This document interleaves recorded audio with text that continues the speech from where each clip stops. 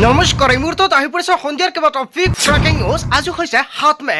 ৰাজ্যবাসীলৈ বিজেপিৰ ৩১টা গ্ৰান্টি। অৰুণোদয়ৰ প্ৰতিজন হিতাধিকাৰী একাউণ্টত ৫৫০ টকাৰ পৰিৱৰ্তে ৩০০০ টকা প্ৰদান কৰিব অসমৰ মুখ্যমন্ত্ৰী ডক্টৰ হিমন্ত বিশ্ব শৰ্মাই। যদি আপুনি চৰকাৰী ঘৰৰ বাবে আবেদন কৰিছে, চৰকাৰী ঘৰৰ প্ৰথম কিস্তিৰ টকা ৰিলিজ কৰা হ'ব সকলোৰে বেংক একাউণ্টত। PM কিষাণৰ ২৩ নং কিস্তি ২০০০ টকা প্ৰদান কৰা হ'ব। PM কিষাণৰ তালিকাত নাম থাকিলে ভাল খবৰ আহি পৰিছে। আত্মীয় গোটৰ প্ৰতিজন মহিলাৰ ১০,০০০ টকা প্ৰদান কৰিছে মুখ্যমন্ত্ৰী ডক্টৰ হিমন্ত বিশ্ব শৰ্মাই। এতিয়া ২৫,০০০ টকা সোমাই দিব সকলোৰে বেংক একাউণ্টত। যদি আপোনাৰ ৰেচন কাৰ্ড আছে, আপুনি লাভ কৰিব চাৰ্বিধ সামগ্ৰী সম্পূৰ্ণ বিনামূলীয়াকৈ। ৰেচন কাৰ্ড থাকিলে টকা সোমাব। লগতে কেইবাটাও ৰাজনৈতিক খবৰৰ লগতে অৰাজনৈতিক খবৰ যুগুত কৰা হৈছে আজিৰ দিনটোত। গোটেই অসম তথা ভাৰতৰ বিভিন্ন প্ৰান্তৰ পৰা যুগুত হৈছে কেইবাটাও ডাঙৰ খবৰ। এনেবোৰ খবৰ নিতৌ পাই থাকিবলৈ চেনেলটি ছাবস্ক্ৰাইব কৰি ভিডিঅ'ত এটা লাইক কৰিবলৈ নাপাহৰিব। আজিৰ আমাৰ প্ৰথম খুবেই গুৰুত্বপূৰ্ণ খবৰ হৈছে অসমবাসীৰ বাবে এটা ডাঙৰ খবৰ। ৰাজ্যবাসীলৈ বিজেপিৰ ৩১টা গ্ৰান্টি। বৃদ্ধি পাব অৰুণোদয় আঁচনিৰ ধনৰাশি। ১২৫০ টকা নহয় ৩০০০ টকা লাভ কৰিব প্ৰতিগৰাকী অৰুণোদয়ৰ হিতাধিকাৰীয়ে। অৰুণোদয়ৰ তালিকাত আপোনাৰ নাম অন্তৰ্ভুক্ত হৈ আছে নেকি? তেন্তে আপোনাৰ বাবে এটা ভাল খবৰ আহি পৰিছে। লগতে অৰুণোদয় আঁচনিৰ টকা কেতিয়া প্ৰদান কৰা হ'ব সকলো মহিলাই ৱেইট কৰি আছে। আপুনি অৰুণোদয় আঁচনি কোনটো একাউণ্টত টকা পায় সেই একাউণ্টটো আপুনি এক্টিভ কৰি ৰাখক, অন্যথা আপোনাৰ বেংক একাউণ্টত অৰুণোদয় আঁচনিৰ টকা প্ৰদান কৰিলেও নাপাব। অৰুণোদয় আঁচনিৰ টকা কেতিয়া প্ৰদান কৰা হ'ব অলপ পিছত জনাই আছো। অৰুণোদয়ৰ তালিকাত নাম থাকিলে DBT লিংক কৰিব লাগিব। যিসকল হিতাধিকাৰী এতিয়ালৈকে DBT লিংক কৰা নাই, আজিয়ে বেংকত গৈ DBT লিংক কৰক। লগতে আপোনাৰ বেংক একাউণ্টত ১০ মাৰ্চত অৰুণোদয় আঁচনি ৯,০০০ টকা পালেনে? যদি আপুনি টকা পোৱা নাই তেনে ক্ষেত্ৰত ৯,০০০ টকাৰ লগতে ৩০০০ টকা মুঠ ১২,০০০ টকা প্ৰদান কৰা হ'ব আপোনালোকৰ বেংক একাউণ্টত। ৰাজ্যত নতুনকৈ ১৫ লাখ হিতাধিকাৰী লাভ কৰিব অৰুণোদয় আঁচনি। নতুনকৈ অৰুণোদয় আঁচনি আবেদন কৰাৰ লগে লগে ৯,০০০ টকাৰ লগতে ৩০০০ টকা এড কৰি ১২,০০০ টকা সকলোৱে বেংক একাউণ্টত প্ৰদান কৰিব অসমৰ মুখ্যমন্ত্ৰী ডক্টৰ হিমন্ত বিশ্ব শৰ্মাই। নিৰ্বাচনী ইস্তাহাৰতে কৰিছে বৃহৎ ঘোষণা। চাহ শ্ৰমিকৰ বৃদ্ধি পাব মজুৰি। চাহ শ্ৰমিকৰ পাৰিশ্ৰমিক ২৮০ টকাৰ পৰা হ'বগৈ এতিয়া ৫০০ টকা। ৫ বছৰত ২ লাখ যুৱক যুৱতীয়ে পাব চৰকাৰী চাকৰি। হয়, যুৱক যুৱতীসকলৰ বাবে এটা ভাল খবৰ আহি পৰিছে। চৰকাৰী চাকৰিৰ বাবে আপোনালোকে প্ৰিপাৰেশ্যন কৰক। কেৱল এয়াই নহয়, ৰেচন কাৰ্ডৰ প্ৰতিটো পৰিয়ালে পাব ফ্ৰী ৰেচন। যদি আপোনাৰ ৰেচন কাৰ্ড আছে তেনে ক্ষেত্ৰত ভাল খবৰ। দালি, চেনি, নিমখৰ লগতে পাব মিঠাতেল আৰু ৮ কিলোকৈ চাহপাত প্ৰদান কৰিব অসমৰ মুখ্যমন্ত্ৰী ডক্টৰ হিমন্ত বিশ্ব শৰ্মাই। এইকেইবিধ সামগ্ৰী কিন্তু এই মাহতে আপুনি বিনামূলীয়াকৈ নাপায়। অহা মাহৰ পৰা সম্পূৰ্ণ বিনামূলীয়াকৈ লাভ কৰিব। লগতে দালি, চেনি, নিমখৰ ১০০ টকাও দিব নালাগে। অসমক বানমুক্ত কৰাৰ প্ৰতিশ্ৰুতি অসমৰ মুখ্যমন্ত্ৰী ডক্টৰ হিমন্ত বিশ্ব শৰ্মাৰ। লগতে লাখপতি বাইদেউ লাভ কৰিব ২৫,০০০ কোটি টকা। আপুনি ১০,০০০ টকাৰ চেক পালেনে? যদি ১০,০০০ টকাৰ চেক পাইছে, ১০,০০০ টকাৰে আপুনি ভালদৰে ব্যৱহাৰ কৰক আৰু ব্যৱসায়ত উন্নত কৰক। অন্যথা আপোনাৰ বেংক একাউণ্টত কিন্তু পৰৱৰ্তী কিস্তি ২৫,০০০ টকা প্ৰদান নকৰে মুখ্যমন্ত্ৰী ডক্টৰ হিমন্ত বিশ্ব শৰ্মাই। আপুনি কি ব্যৱসায় কৰে চৰকাৰী কৰ্মচাৰীয়ে আপোনাৰ ঘৰত গৈ নিৰীক্ষণ কৰিব। যদি আপুনি ব্যৱসায়ৰ পৰা উন্নত কৰিছে, নিশ্চয় আপুনি ১০,০০০ টকাৰ পৰিৱৰ্তে এতিয়া আকৌ ২৫,০০০ টকা লাভ কৰিব। আৰু যিসকল মহিলাই ১০,০০০ টকা খাই পেলাইছে সেইসকল মহিলাক ২৫,০০০ টকা প্ৰদান নকৰে। মুঠতে বাছি বাছি সকলো মহিলাক এই সুবিধা প্ৰদান কৰিব অসমৰ মুখ্যমন্ত্ৰী ডক্টৰ হিমন্ত বিশ্ব শৰ্মাই চৰকাৰে। ১৫ লাখকৈ লোকে লাভ কৰিব প্ৰধানমন্ত্ৰী আৱাস যোজনাৰ অধীনত চৰকাৰী ঘৰ। আপুনি চৰকাৰী ঘৰৰ বাবে জিঅ' টেকিং কৰিছে নেকি? চৰকাৰী ঘৰৰ প্ৰথম কিস্তিৰ টকা ৰিলিজ কৰা হ'ব। যিসকল হিতাধিকাৰীয়ে চৰকাৰী ঘৰৰ বাবে জিঅ' টেকিং কৰিছে, সাজু কৰিব লাগিব কেইবাবিধ নথি পত্ৰ। এইকেইবিধ নথি পত্ৰ নহ'লে আপুনি চৰকাৰী ঘৰৰ বাবে জিঅ' টেকিং কৰিলেও চৰকাৰী ঘৰ নাপাব। কি নথি পত্ৰ সাজু কৰিব লাগিব আপুনি নোট কৰি ৰাখক। নম্বৰ ১, আপোনাৰ বেংক একাউণ্টটো এক্টিভ কৰি ৰাখিব লাগিব। যদি আপোনাৰ একাউণ্টটো এক্টিভ নাই, আপুনি এক্টিভ কৰি ৰাখক। লগতে আপোনাৰ জব কাৰ্ড থাকিব লাগিব। যদি আপোনাৰ জব কাৰ্ড আছে ব্লক হৈ আছে, তেনে ক্ষেত্ৰত অতি শীঘ্ৰে আপুনি এক্টিভ কৰি ৰাখক। লগতে জব কাৰ্ডৰ লগত বেংক একাউণ্ট আৰু আধাৰ কাৰ্ড লিংক হৈ থাকিব লাগিব। নহ'লে আপোনাৰ একাউণ্টত চৰকাৰী ঘৰ টকা নাপাব। পান কাৰ্ড, আধাৰ কাৰ্ড এইখিনিতো আপোনালোকৰ লাগিবই। লগতে মাটিৰ এখন নথি পত্ৰ লাগিব, জমাবন্দী কপি হ'লেও হৈ যাব। লগতে আপোনালোকৰ আৰু কি নথি পত্ৰ লাগিব নিশ্চয় সম্পূৰ্ণকৈ জানিলে। যিসকলে চৰকাৰী ঘৰৰ বাবে নতুনকৈ আবেদন কৰিব পৰা নাই, কেনেকৈ আবেদন কৰিব নিশ্চয় কমেণ্ট কৰি জনাই দিয়ক। নেক্সট ভিডিঅ'ত জনাই দিম। অবৈধ অনুপ্ৰৱেশকাৰীক চিনাক্ত কৰি বহিষ্কাৰ কৰা হ'ব। মিছন বসুন্ধৰাৰ জৰিয়তে ভূমিৰ অধিকাৰ প্ৰদান কৰা হ'ব। আপোনাৰ গাঁও বা অঞ্চলত যদি আপুনি ভূমিপত্ৰ পোৱা নাই, তেনে ক্ষেত্ৰত সেইসকল লোকৰ বাবে ভাল খবৰ আহি পৰিছে। প্ৰাক আৰু প্ৰাথমিকৰ পৰা স্নাতকোত্তৰলৈকে শিক্ষা হ'ব সম্পূৰ্ণ বিনামূলীয়া।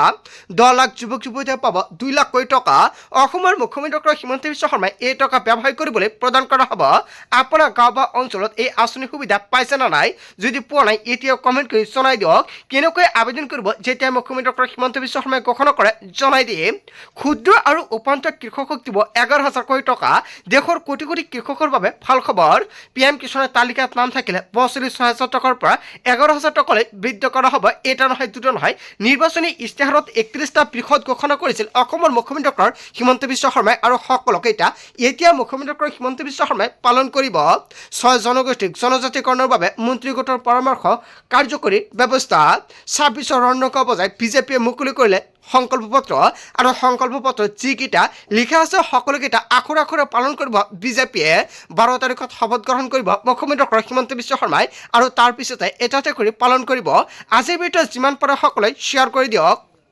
তাৰ পিছত অসমবাসী ৰাজক জনসমাৰ পৰৱৰ্তী খুবেই গুৰুত্বপূৰ্ণ খবৰ লগতে এটা ডাঙৰ খবৰ 12 মেত হিমন্ত বিশ্ব শৰ্মাৰ চৰকাৰৰ শপত গ্ৰহণ কিয়নো 9 মেত এনডিএৰ সকলো জয়প্ৰাৰ্থী আহিব গুৱাহাটীলৈ অসমলৈ আহিব দেশৰ প্ৰধানমন্ত্ৰী নৰেন্দ্ৰ মোদী আৰু 9 মেত অসমত উপস্থিত হ'ব পৰ্যবেক্ষক জেপি নাড্ডা কেৱল ইয়াই নহয় লগতে ৰাজ্যত উপস্থিত হ'ব সহ পৰ্যবেক্ষক নায়ব সিং চৈনী আৰু 10 মেত অনুষ্ঠিত হ'ব বিজেপিৰ বিধায়িনী দলৰ বৈঠক আৰু দ্বিতীয়বাৰৰ বাবে মুখ্যমন্ত্ৰী হিচাপে শপত ল'বলৈ সাজু হৈছে হিমন্ত বিশ্ব শৰ্মাই কোন বিধায়কে স্থান পাব হিমন্ত বিশ্ব শৰ্মাৰ সভাত আৰু ইয়াক লৈ এটা ডাঙৰ প্ৰশ্ন উত্থাপিত হৈছে বিজেপি অগপা বিপিএফৰ কাৰ নাম চৰ্চাত কোন নতুন মুখে স্থান পাব হিমন্ত বিশ্ব শৰ্মাৰ মন্ত্ৰীসভাত অজন্তা নেওগ মন্ত্ৰী পীযুষ হাজৰিকা জয়ন্ত মোল্লা বৰুৱা ৰঞ্জিত কুমাৰ দাস আৰু ৰণেশ পেগু অশোক সিংহাল কেৱল এয়াই নহয় বিমল বৰা বিশ্বজিৎ দৈমাৰী হিতেন্দ্ৰ নাথ গোস্বামী আৰু পল্লৱ লোচন দাস আৰু প্ৰজিত বৰদলৈ ভূপেন বৰা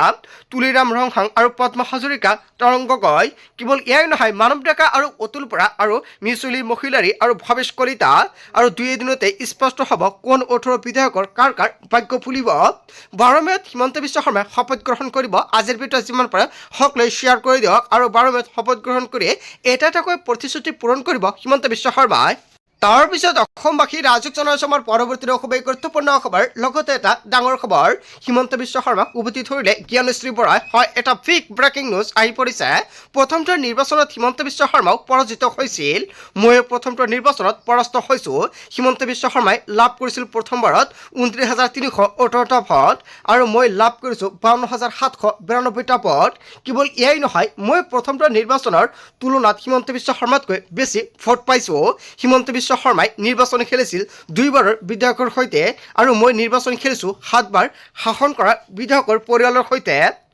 মই আপোচবিহীনভাৱে বিৰোধী শক্তিৰ প্ৰাৰ্থী হিচাপে নিৰ্বাচন খেলিছিলোঁ আমাৰ ভুল হ'ব পাৰে কিন্তু প্ৰতিটো ভুলৰ পৰা শিকি সামাজিক মাধ্যমত বিশেষ ভিডিঅ' জ্ঞানশ্ৰী বৰাৰ হিমন্ত বিশ্ব শৰ্মাক উভতি ধৰিছে জ্ঞানশ্ৰী বৰাই হয় অসমৰ মুখ্যমন্ত্ৰী ডক্টৰ হিমন্ত বিশ্ব শৰ্মাক যেনেকুৱা জ্ঞানশ্ৰী বৰাই উভতি ধৰিছে জনতাই কি ক'ব জনতাৰ মন্তব্যটো নিশ্চয় কমেণ্ট বক্সত জনাই দিব তাৰ পিছত অসমবাসী ৰাজক জনসমাৰ পৰৱৰ্তী খুবেই গুৰুত্বপূৰ্ণ খবৰ লগতে এটা ডাঙৰ খবৰ বিজেপিক ভোট নিদিয়া মিয়াৰ এলেকাত নহয় উন্নয়ন হয় আন এটা বিগ ব্ৰেকিং নিউজ আহি পৰিছে মিয়া এলেকাত নাপাব চৰকাৰী আঁচনিও ভোট অনুসৰি উন্নয়ন কৰা হ'ব হিমন্ত বিশ্ব শৰ্মা মুখ্যমন্ত্ৰী হ'ব বুলি জানিও ভোট দিয়া নাছিল মিয়াই আৰু ভোট নিদিয়া মিয়া এলেকাত উন্নয়ন নহয় ৰাষ্ট্ৰীয়বাদী মুছলমানৰহে উন্নয়ন হ'ব এইবাৰ বিজেপি বিধায়কক কমলক্ষ দে পুৰকায়স্তৰ ডাঙৰ মন্তব্য হয় এটা খুবেই বিগ ব্ৰেকিং নিউজ আহি পৰিছে তাৰ পিছত অসমবাসী ৰাজক জনসমাৰ পৰৱৰ্তী খুবেই গুৰুত্বপূৰ্ণ খবৰ লগতে এটা ডাঙৰ খবৰ পৰাজয়ৰ পাছতে প্ৰথমটো প্ৰতিক্ৰিয়া ৰিজাল্ট কৰিম চৰকাৰৰ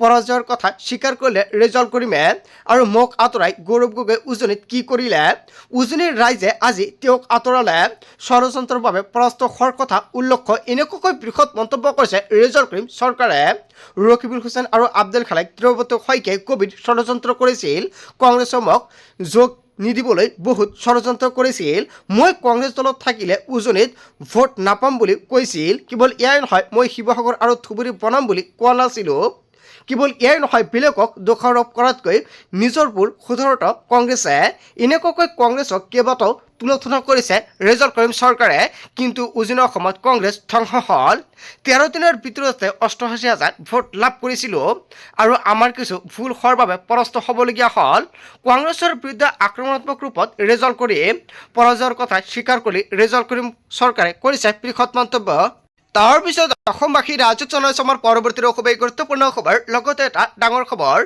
বিজেপিৰ জয়ৰ পাছতে আৰম্ভ হল উচ্ছেদ অভিযান পশ্চিমবংগত ভাঙি দিয়া হল টিএমচিৰ কাৰ্যালয় আৰু এইবাৰ বংগৰ হাজাৰ হাজাৰ লোকক কৰা হ'ব উচ্ছেদ বংগৰ হাজাৰ হাজাৰ বিঘা ভূমি বেদখলকাৰীৰ কবলত বহু সন্দেহজনক লোকে ঘৰ সাজিছে বংগত নিৰ্বাচনী ফলাফলৰ পাছতে টিএমচিৰ কাৰ্যালয়ত চলিব বুলডোজাৰ একশ্যন বিজেপিৰ সমৰ্থকে টিএমচিৰ কাৰ্যালয় লণ্ডভণ্ড কৰাৰ অভিযোগ উত্থাপিত হৈছে টিএমচি বিজেপি সমৰ্থকৰ মাজত নিশা তীব্ৰ সংঘৰ্ষ হিংসাত্মক সংঘৰ্ষত দুয়োটাৰে দলৰে এজনকৈ সমৰ্থকৰ মৃত্যু আৰু কলকাতাত নিশা টিএমচি বিজেপি সমৰ্থকৰ মাজত সংঘৰ্ষৰ সৃষ্টি হৈছে টিএমচিৰ কাৰ্যালয়ত অবৈধ আখাৰে বুলডোজাৰ চলোৱাৰ অভিযোগ উত্থাপিত হৈছে কাৰ্যালয়ৰ লগতে দুখন পোহৰ বুলডোজাৰে ধ্বংস কৰাৰ অভিযোগ এনেকুৱাকৈ কেইবাটাও বৃহৎ অভিযোগ উত্থাপিত হৈছে তাৰ পিছত অসমবাসী ৰাইজক জনাইছো আমাৰ পৰৱৰ্তী খুবেই গুৰুত্বপূৰ্ণ খবৰ লগতে এটা ডাঙৰ খবৰ মোদী চৰকাৰৰ বিৰুদ্ধে হ'ব বৃহৎ প্ৰতিবাদ দেশৰ ৰাজধানী কঁপাব শ শ্ৰমিকে 22ৰ পৰা 24 মেলৈ হৰতাল ট্ৰাক চালকৰ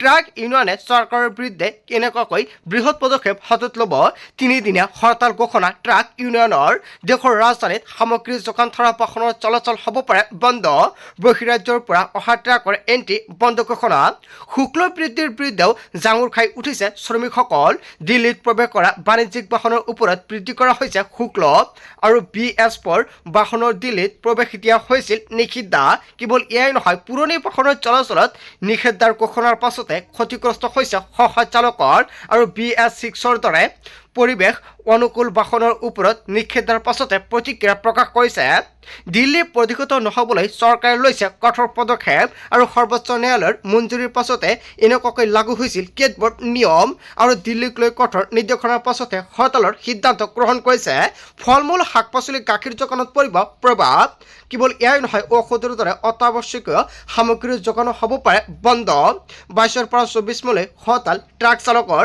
হয় এটা বিগ ব্ৰেকিং নিউজ আহি পৰিছে বন্ধু বান্ধৱীসকল গোটেই অসম তথা ভাৰতৰ বিভিন্ন প্ৰান্তৰ পৰা যুগুত হৈছে কেইবাটাও ডাঙৰ খবৰ এনেবোৰ খবৰ নিতৌ পাই থাকিবলৈ চেনেলটি ছাবস্ক্ৰাইব কৰি ভিডিঅ'ত এটা লাইক কৰিবলৈ নাপাহৰিব সো থেংক ইউ ফৰ ৱাচিং ফুল ভিডিঅ'